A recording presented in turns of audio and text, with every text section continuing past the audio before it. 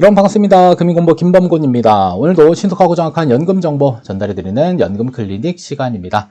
자, 이번 시간 주제는 연금저축을 2개 가입하고 있거나 혹은 IRP 계좌를 2개 가입하고 계신 많은 분들이 질문 주시는 내용 중에 하나가 바로 연금 개시한 다음에 연금 수령 한도 도대체 어떻게 적용되는 건지, 어떻게 계산되는 건지 질문을 최근에 많이 주고 계세요. 그래서 이번 시간 영상 주제로 채택을 했습니다.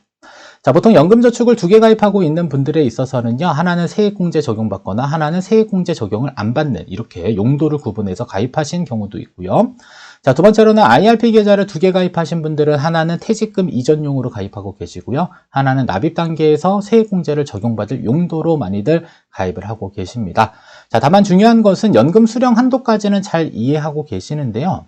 자, 연간 그 연금소득세 과세 기준 소득인 2023년 기준으로 1,200만 원과 연금 수령 한도가 어떻게 적용되는지 이 부분을 많이 혼란스러워 하시는 것 같아서 이번 시간 영상에서 자, 연금 수령 한도와 연금소득세 과세 기준인 연 1,200만 원 어떻게 각각 계산되고 적용되는지 살펴보도록 하겠고요. 자, 또한 연금저축이나 IRP 계좌가 2개 이상일 경우 연금 수령 한도 또 어떻게 계산되는지 이번 시간 영상 통해서 같이 정리해 보도록 하겠습니다.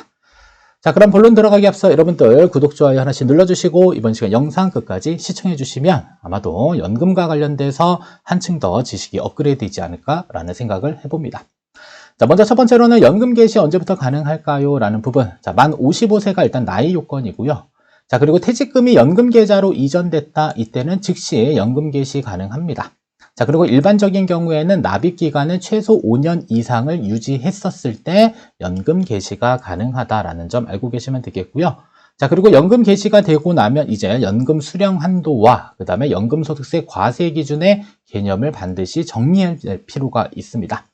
자, 먼저 연금 수령 한도에 대한 개념은요, 여러분들이 가지고 있는 연금 계좌의 평가액을 10일 마이너스 연금 수령 연차를 뺀 금액을 나눠줍니다. 자, 거기에 1.2배, 120%를 곱해서 계산을 하는데요. 자, 이러한 연금 수령 한도는요, 모든 계좌를 합산해서 계산하는 게 아니라 각각의 연금 계좌별로 계산을 한다라는 개념 먼저 잘 정리하시고요. 자, 두 번째로는 연금소득세 과세 기준은 현행 기준으로는 연간 1,200만 원입니다. 2024년부터 1,500만 원으로 올라갈 것으로 예상되는데 아직 확정안이 나오진 않았습니다. 근데 아마도 1,500만 원이 되지 않을까라는 생각을 하고요. 자, 그러면 연금소득세 과세 기준은요, 여러분들이 가지고 있는 모든 사적연금 중에 자, 납입 단계에서 세액공제 받거나 운용했을 때 발생되는 운용이익의 모든 것을 합산합니다. 그래서 모든 것을 합산해서 그 금액이 연간 1,200만 원 기준으로 인출하게 되면 저율과세 되는 거고요. 연간 1,200만 원 초과하게 되면 분리과세를 선택하거나 종합과세를 선택하는 이 둘 중에 한 가지를 선택하는 그 기준이 됩니다. 자, 따라서 연금 수령 한도는 각 연금 계좌별로 계산된다. 자, 두 번째, 연금소득세 과세 기준은 여러분들이 가지고 있는 사적연금 중에 세액공제 받은 것과 운용이익이 인출된 금액의 모든 합을 가지고 연금소득세 과세 기준을 계산한다라고 알고 계셔야 됩니다. 그래서 이 부분 먼저 잘 기억하셔야지 뒷부분 가서 이제 헷갈리지가 않습니다. 자, 그러면 연금 수령 한도를 초과해서 인출하면 각각의 케이스가 있을 수 있겠죠. 첫 번째로는 퇴직금이 자, 이전된 IRP 계좌의 경우는 연금 수령 한도가 갖는 의미는요, 바로 이연퇴직소득세 감면과 관련되어져 있습니다. 자, 보통 퇴직금이 IRP 계좌로 넘어와서 인출하게 되면 퇴직소득세 깎아준다면서 이건 다 알고 계시는데요. 자, 그러면 얼마까지 깎아주냐면 바로 연금 수령 한도까지 인출했었을 때 이연퇴직소득세 30%를 감면을 해줍니다. 자, 근데 나는 목돈이 필요해서 연금 수령 한도를 초과해서 만약에 인출할 수도 있잖아요. 그죠? 퇴직금이 적은 금액도 아니고 많은 금액을 인출하는 경우도 생길 수가 있는데요. 자, 이때는 그냥 초과된 인출분에 대해서는 100% 모두 그냥 퇴직소득세를 납부하고 인출을 받으면 되는 부분입니다. 따라서 연금 수령 한도까지는 이연퇴직소득세 30% 깎아주고 그 다음에 연금 수령 한도를 만약에 초과해서 인출한 그 금액에 대해서는 여러분들 그냥 이연퇴직소득세 100% 몽땅 다 세금 내면 된다라고 보시면 됩니다. 자, 그러면 예를 들어서 퇴직금이 이전된 IRP 계좌의 평가 금액이 1억 원이고요. 자, 1차 년도에 인출했었을 때 연금 수령 한도는 연간 1,200만 원이 되는 것이고요. 자, 만약에 올해 돈이 필요해서 2천만 원을 인출했다라고 한다면 1,200만 원 인출 금액에 대해서는 이연퇴직소득세 30%를 감면받을 수 있는 거고요. 자, 그리고 초과 인출한 800만 원에 대해서는 이연 퇴직소득세가 100% 몽땅 다 과세된다. 자, 따라서 퇴직금이 이전된 IRP 계좌의 연금 수령 한도는 어디에 영향을 주냐면요. 이연 퇴직소득세 감면에 영향을 주고 있다. 따라서 자, 감면되는 부분들의 한도는 연금 수령 한도지만 연금 수령 한도를 초과해서 인출 가능하고 그다음에 초과 인출된 것에 대해서는 이연퇴직소득세가 100% 그냥 과세된다라고만 알고 계시면 되겠습니다. 정리 잘 하시고요. 자, 두 번째로는 연금저축으로 넘어갑니다. 자, 연금저축에서의 연금 수령 한도는요, 저율과세와 관련이 되어져 있습니다. 따라서 연금 수령 한도까지 인출했었을 경우에는 저율과세가 적용이 되고요. 자, 만약에 연금 수령 한도를 초과해서 인출하게 되면 그 초과분에 대해서는 16.5%의 기타 소득세가 과세되고 분류과세됩니다. 분리과세. 자, 예를 들어서 연금저축 평가액이 8천만 원이고요. 자, 11-1. 1년차 연금 수령했었을 때 연금 수령 한도는 960만 원이 됩니다. 자, 이랬을 경우에 올해 만약에 1200만 원을 인출했었을 경우에는 연금 수령 한도 960만 원 인출 금액에 대해서는 연금소득세가 5.5에서 3.3%로 저율과세되고요. 자, 그리고 초과 인출한 240만 원에 대해서는 16.5%의 세율로 분리과세된다라고 정리를 하시면 됩니다. 따라서 연금저축 안에서의 연금 수령 한도는요, 저율과세될 건가 아니면 16.5%의 기타 소득세로 분리과세될 것인가 이 여부를 따지는 그 기준이다라고 알고 계시면 되겠습니다. 자, 그러면 자, 연금 수령 한도까지는 잘 이해했는데 자, 이제 문제는 요겁니다. 바로 1200만 원. 자, 요게 등장하게 되면 이제 헷갈리기 시작합니다. 자, 만약에 연간 1200만 원 초과해서 인출했었을 때 퇴직금이 이전된 IRP 계좌의 경우는요. 일단 퇴직금 원금분에 대해서는 1200만 원과는 아무런 관계가 없습니다. 자, 우선 여기 1200만 원의 과세 기준은요. 연금소득세예요. 그래서 당신이 사적연금에 대한 세액공제 적용분과 그다음에 운용이익에 대해서 연간 1200만 원 이하로 인출하게 되면 연금소득세를 낮게 저율과세 해줄 것이고 1200만 원을 초과해서 인출했었을 경우에는 전액에 대해서 분리과세 적용받거나 아니면 종합과세를 선택해야 된다. 이게 연금소득세 과세 기준 1200만 원입니다. 자, 근데 퇴직금이 이전된 IRP 계좌의 경우 퇴직금 원금은 퇴직소득세가 과세되는 거예요. 그리고 퇴직소득세는요, 분류과세됩니다. 그죠? 다른 소득과 합산되지 않고 따로 과세되기 때문에 분류과세. 따라서 퇴직금 원금에 대한 인출은요, 연간 1200만 원과 아무런 관계가 없습니다. 신경 쓸 필요가 전혀 없다. 자, 다만 퇴직금을 가지고 운용해서 운용 수익이 생길 수 있겠죠. 운용이익. 자, 운용이익이 만약에 연간 1200만 원을 초과해서 빠져나왔다라고 한다면 그때는 문제가 될 수 있습니다. 분리과세 선택하면 그 초과 인출액이 아니라 전액입니다. 예를 들어 그냥 1500만 원 인출했다 이러면 1500만 원 전액에 대해서 16.5%가 과세되거나 혹은 종합과세를 선택하게 되면 다른 소득이랑 합산해서 과세 표준에 따른 세율 8단계로 되어져 있어요. 낮게는 6%, 많게는 45% 세율로 부과하게 됩니다. 자, 따라서 연간 1200만 원 초과해서 인출했었을 경우 퇴직금이 이전된 IRP 계좌의 경우는 퇴직금 원금과는 아무런 관계가 없고요. 퇴직금을 가지고 운용해서 발생된 운용이익에 있어서는 1200만 원의 영향을 받고 있구나. 이렇게 알고 계시면 됩니다. 자, 다음은 연간 1200만 원 초과해서 인출했었을 경우에 연금저축의 경우는 이야기가 조금 다릅니다. 그래서 세액공제를 적용받은 분과 운용수익에서 만약에 1200만 원을 초과해서 인출했다라고 한다면 이때는 분리과세를 선택하거나 혹은 종합과세를 선택해서 여러분들이 유리한 것을 선택을 하시면 되겠습니다. 따라서 퇴직금이 이전된 IRP 계좌의 경우는 전혀 관계없지만 연금저축의 경우는 1200만 원을 초과해서 인출하게 되면 세금 부담이 상당히 커집니다. 왜냐하면 초과분이 아닌 전액에 대해서 16.5%의 기타 소득세가 과세되는 부분이 있기 때문이다 라고 생각하시면 됩니다. 자, 그러면 IRP 계좌가 두 개일 때 연금 수령 한도 많이들 이제 혼란스러운 부분들이 이 부분인데요. 자, 일단은 첫 번째 A 계좌의 경우는 퇴직금이 이전된 금액입니다. 그래서 퇴직금 원금에 대해서는 1억 원, 운용 수익 1천만 원 가정했고요. 그다음에 일반 IRP 계좌는 B 계좌로서 세액공제 적용 1억 원, 운용 수익 1천만 원이라고 가정을 했습니다. 자, 그러면 이랬을 때 연금 수령 한도는 각각 계산이 된다라고 했습니다. 합산이 아니라 각각 계산돼요. A 계좌에서 연금 수령 한도, B 계좌에서 연금 수령 한도. 자, 그러면 A 계좌의 연금 수령 한도는 1억 1천만 원에서 자, 1차년도에 연금 개시했다라고 한다면 이때 연간 1,320만 원을 이제 연금 수령 한도로 볼 수 있고요. 그다음에 일반 IRP 계좌의 경우도 동일하게 1,320만 원을 인출할 수 있게 됩니다. 수령 한도니까요. 자, 그러면 이랬을 경우에 절세 효과를 극대화시킬 수 있는 인출 금액. 자, 퇴직금의 경우는 30% 감면받는 게 되겠고요. 자, 그다음에 일반 IRP 계좌의 경우는 저율과세되는 부분이 있을 수 있겠죠.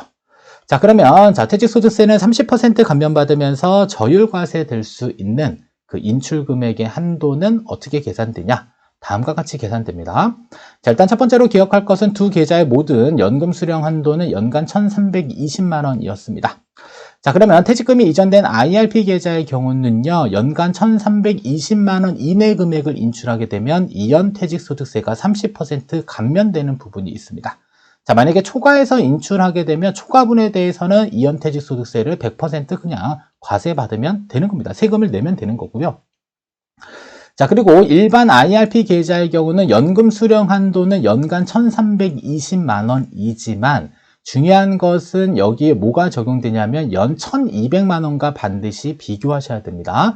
자, 예를 들어서 연금 수령 한도가 연간 1,200만 원을 초과하기는 하지만 이 초과분에 대한 부분들을 몽땅 다 인출하게 되면 뭐가 넘어간 거죠? 연금소득세 과세 기준이 연 1,200만 원을 초과하게 되는 개념이 되기 때문에 이때는 초과 금액에 대한 부분이 아니고요. 전액에 대해서 16.5 또는 종합과세를 선택해야 되는 부분들이 생길 수가 있습니다. 따라서 세금을 가장 많이 줄일 수 있는 가장 좋은 방법은 당연히 연금소득세 과세 기준인 연간 1,200만 원 이하로 인출해서 연금소득세를 저율과세 받는 게 세금을 가장 줄일 수 있는 방법이다라고 알고 계시면 되겠고요.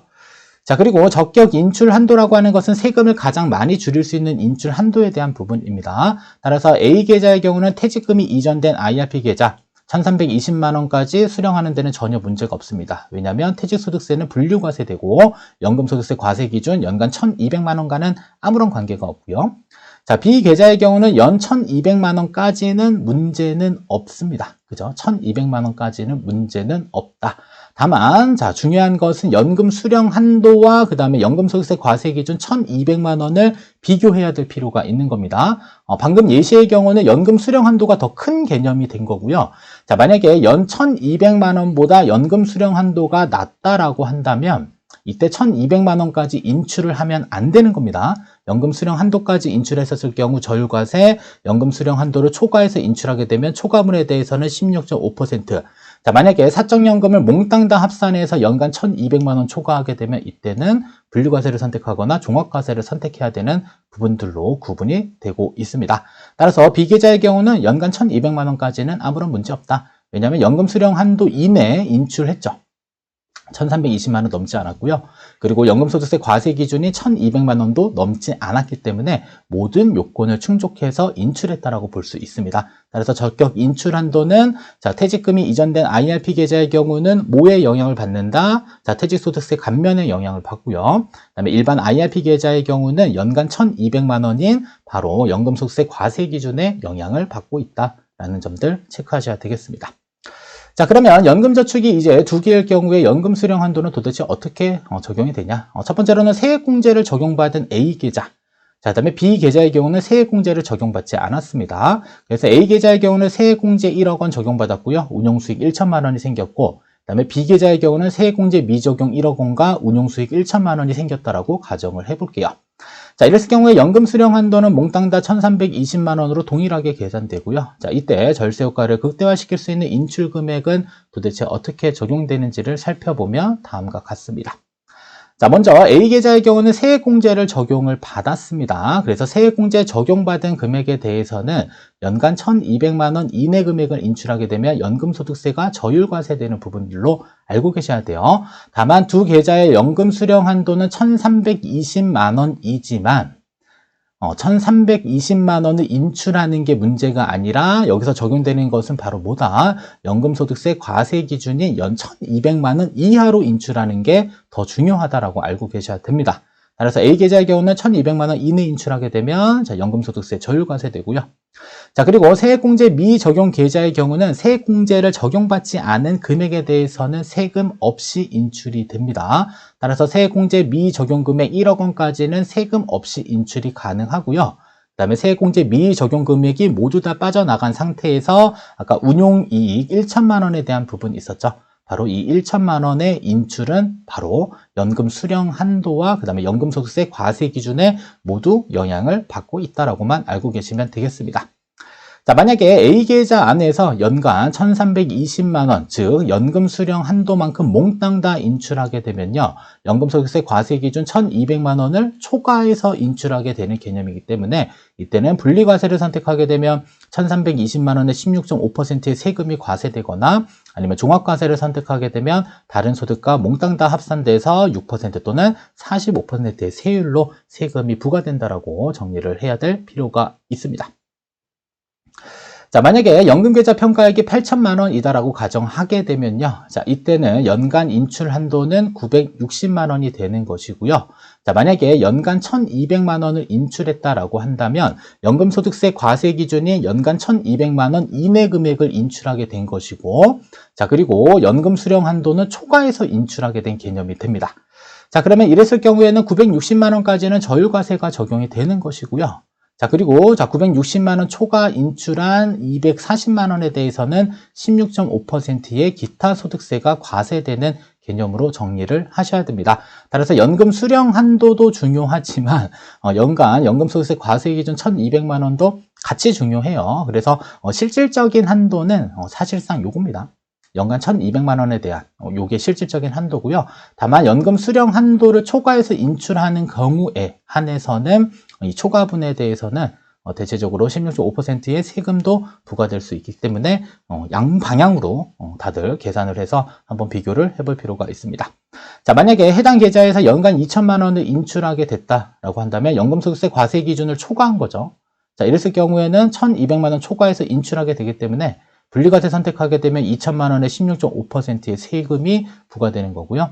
종합과세 선택하면 다른 소득이랑 합산돼서 6% 또는 45%의 세율로 세금이 부과된다라고 알고 계시면 되겠습니다. 따라서 연금계좌 평가액을 연금 소득세 과세 기준과 비교해서 큰 경우와 작은 경우 이렇게 나눠지고 있거든요. 자, 만약에 연금 수령 한도가 1,200만 원 크다라고 한다면 실질적인 한도는 1,200만 원이 되는 거고요. 자, 반대로 연금 수령 한도가 1,200만 원보다 작다라고 한다면 실질적인 한도는 연금 수령 한도가 되는 겁니다. 꼭 이해하셔야 돼요. 아셨죠? 그래서 연간 1,200만 원보다 연금 수령 한도가 크면 실질적인 한도는 1,200만 원이 되는 거고, 반대로 연금 수령 한도가 1,200만 원보다 작다라고 한다면 이때는 연금 수령 한도가 실질적인 한도가 되는 개념으로 정리를 하게 되면 여러분들 아마 연금소득세 관련돼서 연금 수령 한도 이해하는데 큰 도움이 될 것입니다. 자, 그러면 반드시 정리해야 될 내용입니다. 바로 연금 수령 한도는 각각 계좌별로 적용이 되는 겁니다. 계좌 합산해서 적용되는 건 아니고요. 자, 그리고 연금소득세 과세 기준은 모든 사적연금에 세액공제 받은 것과 운용이익이 인출될 때 적용이 되는 것입니다. 따라서 연금 수령 한도가 더 크다라고 한다면 이때는 실질적인 한도는 연금소득세 과세 기준이 1,200만 원, 반대로 연금 수령 한도가 더 작다라고 한다면 이때는 실질적인 한도는 연금 수령 한도가 된다라고 보시면 되겠고요. 자, 그리고 연간 1,200만 원에 영향 안 받는 아이들은 퇴직금 원금에 대한 부분, 이 아이가 연금계좌, 즉 IRP나 혹은 연금저축으로 이전됐었을 경우에는 1,200만 원과 아무런 관계가 없고요. 그리고 세액공제를 적용받지 않은 납입액에 대해서는 어차피 세금이 없습니다. 자, 비과세 되기 때문에 연간 1,200만 원에 아무런 영향을 받지 않는다. 꼭 기억하시면 되겠습니다. 자, 그리고 각 계좌별로 연금 수령 한도 이내 금액을 인출하더라도 세액공제 받은 것과 운용수익이 인출될 경우에는 각 계좌의 인출 금액을 모두 다 합산하는 겁니다. 그래서 사적연금의 연간 연금 수령 한도 1,200만 원에 대한 부분들은요, 모든 사적연금의 세액공제 적용받은 것과 운용이익이 합산되는 것이고요. 그리고 연금소득세 과세 기준이 연 1,200만 원을 초과하지 않아야지 이때 뭘 받을 수 있다? 저율과세를 적용받을 수 있다는 점을 꼭 정리하셔야 되겠습니다. 따라서 연금계좌가 2개다라고 한다면 연금 수령 한도도 중요하지만 더욱 중요한 것은 연금소득세 과세 기준이고요. 자, 그리고 또 한 가지 더욱 중요한 것은 그 계좌 안에 들어온 그 자금의 속성들이 훨씬 더 중요한 영향을 갖고 있다는 점만 잘 기억하시면 되겠습니다. 자, 여기까지 시청해 주셔서 감사하고요. 구독, 좋아요, 알림 설정, 금융공부 영상 제작에 큰 도움이 됩니다. 이번 시간 영상 여기서 모두 마치도록 하겠습니다.